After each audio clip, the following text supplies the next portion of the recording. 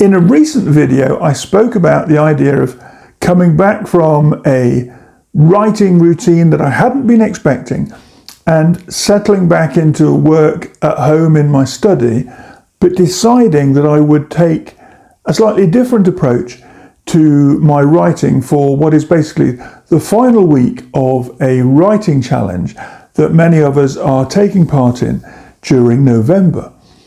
I set myself the goal to focus on book marketing and YouTube activity in the mornings, but in the afternoon between 1 o'clock and 6 o'clock, my idea was, and it still is by the way, my idea at that point was that I would write for 5 hours a day, or that I would take myself to a place where I could write 4 or 5 hours between 1 and 6 o'clock, and I would do that without digital distraction and the potential for taking myself away from pure writing activity. And so far that's gone really well. This is the 4th day of that sequential challenge. On the first day I managed a paltry 2 hours, on the second day 3 hours, but yesterday and today I've managed the full 5 hours of writing. Now, interestingly, or perhaps not so interestingly but not surprisingly, it didn't all happen between 1 o'clock and 6 o'clock, but I managed 5 hours of actual time with pen and paper, sitting at a desk either here in the house or yesterday in a coffee shop, today out at a library that's part of a big national institution here in Mexico City. It's called Kio National. It's a beautiful place built in the 16th century, and it has a water fountain in one of the courtyards. It has fruit trees, citrus trees, which have a beautiful perfume to them outside the library where I've been writing today. And so I'm really happy because having set a goal for some consistent writing, and that's what I want this little conversational sharing to be about the idea of routine and consistency, but that has worked for me this week. Tomorrow is another day. It's day 5 of a working week, and I want to commit another 5 hours to my current work in progress during the afternoon of tomorrow. Again, the morning will be spent on promoting my core books, things like the Climbing Out of Debt, 10-Minute Budget, Simple Self-Help, and Declutter Your Home, because those are the things that I rely on for regular book sales, and there are more books coming in the pipeline, and I'm focusing really on working with my ARC group, my Advanced Reader Copy group, for the next title, and that's been really well. That's been working really well.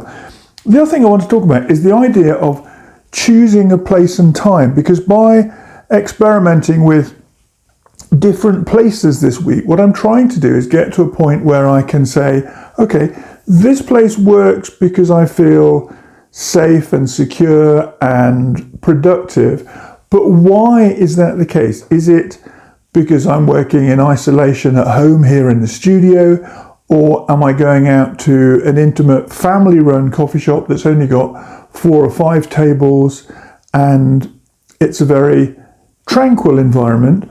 Or, as I did earlier this week, I think it was Tuesday, 3 days ago, I went to a big chain coffee shop which had about 40 tables and brilliant music, and that music and the background chatter of families having lunch and then other people coming in for afternoon coffee, that worked really well for me. It's a place I know, I've worked there before very successfully and effectively, and that's a great environment, so that has worked well. Today I was in an academic environment, in a very quiet library. There was just the librarian and myself. It's a library that's 80 years old and is part of the culture of thinking and philosophy within Mexico City, and that's been brilliant. And I worked there again today, probably the 20th time that I've written there in the last 3 months, and I love being part of that environment. It's a nice space to be. I feel at peace. The fountain outside in the courtyard adds, excuse me,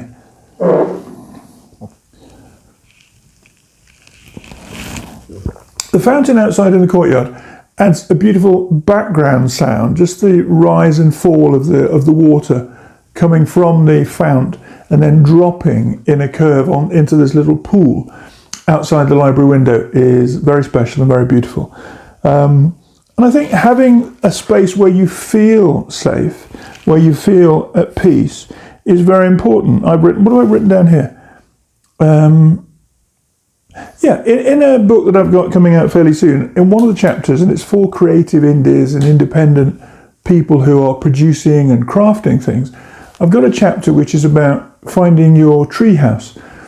And I've chosen that because when I was a kid, my dad built me a treehouse at the bottom of the garden, and that was a place that I would go to, and just sometimes I'd have friends over and we'd hang out there, and sometimes we'd have sleepovers there when we were maybe 8 or 9 years old. But it was a safe place. It was a place I could go to and be away from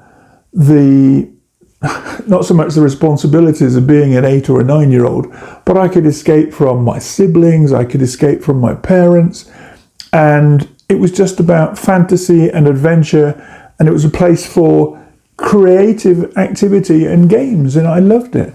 And I think finding your treehouse, metaphorically, finding your treehouse is an important part of finding a writing space where you are happy and productive, precisely because all you're focused on is letting the ideas come out and letting that process of creating ideas be given full support without any attempt to filter what you should be doing and how you should be writing.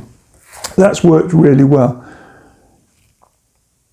There's 1 week remaining on this writing challenge that I mentioned earlier in the conversation, and I think it's important to set a stretching goal sometimes.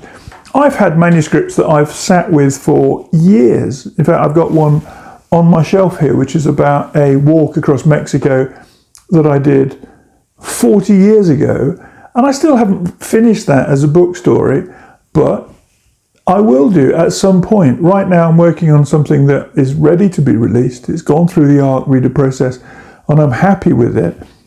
And as soon as that's done, I will focus on a new stretching goal that allows me to create something new and different, but that is sufficiently difficult that I have to push myself to get to the end of the manuscript. And setting a stretching goal, I think, is really important, because when you do that, it makes you responsible for finishing the project, for finishing what is currently a work in progress until you type the end, or metaphorically, you write that last paragraph of the book and you know that the next thing to do is to package it and find a cover and a cover designer and write the jacket blurb and then get it onto an online platform where you work and promote that book to your new potential readers for this title and your existing readers, forgive me, for whom it will be something they want to pick up and read.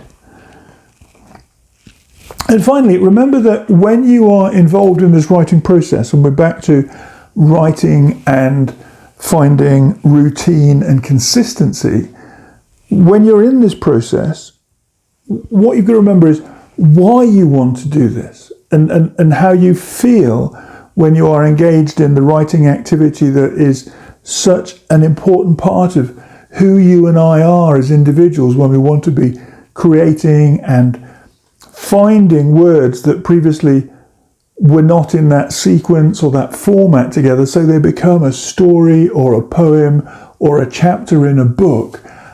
Remember how you feel when you are in that process.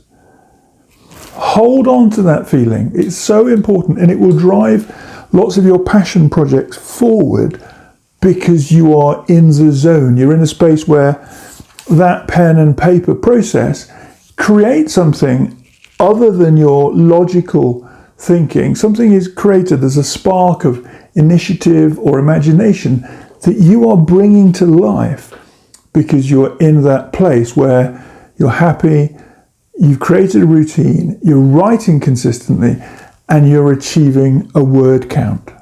Wherever you are, Keep focused. If you're in this particular November writing challenge, stick with it. There is still a week to go, and a lot can be achieved in a week.